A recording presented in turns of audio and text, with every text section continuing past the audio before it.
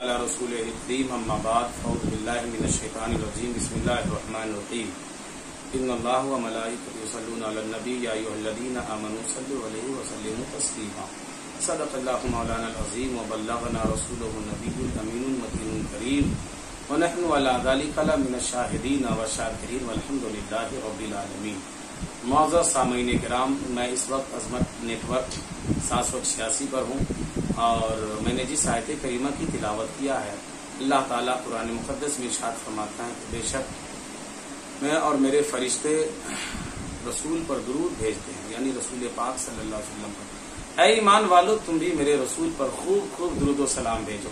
آج دیکھیں کچھ لوگ کہتے ہیں معاذ اللہ جس کا عقیدے میں گڑبڑی ہے، عقیدے کا کہیں سے ثبوت نہیں، دلائل نہیں، اس کا کہنا کہ یہ سنی بریلوی جو ٹی ٹی ایس مسلمان درود و سلام پڑھتے ہیں یہ آج کا ایجاد کردہ ہے۔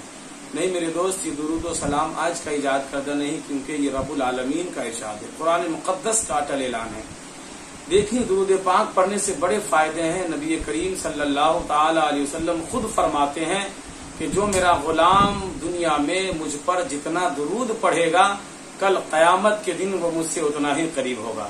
بے شمار حدیث قریبہ ہے، ایک حدیث پاک اور سن لے، حضرت انس بن مالک رضی اللہ تعالیٰ عنہ فرماتے ہیں کہ نبی کریم صلی اللہ تعالی علیہ وسلم نے فرمایا کہ اے انس، جب کوئی میرا غلام مجھ پر درود پڑھتا ہے تو رب تبارک و تعالیٰ ان کے سانسوں سے ایک سفید بادل پیدا کرتا ہے، اور اس بادل کو بحر رحمت سے، بحر ذخار سے استفادہ کرنے کا حکم ملتا ہے۔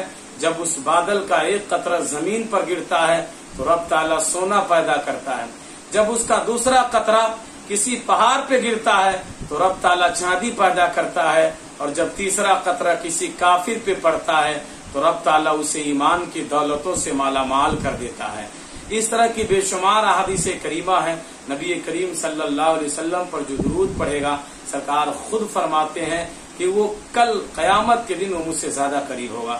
تو زیادہ سے زیادہ درود پاک پڑھا کریں، اور یہ درود پاک کی بہت سی فضیلتیں ہیں۔ حضرت علامہ عبدالحق محدث دہلوی نے لکھا کہ درود و سلام، درود پاک پڑھنے کی برکت یہ ہے کہ جو آدمی اگر 24 گھنٹے میں 24 بار درود پڑھ لے تو اس کے ہر لمحے، ہر ساعت، ہر اوقات اس کے عبادت الہیہ میں شمار کیے جائیں گے۔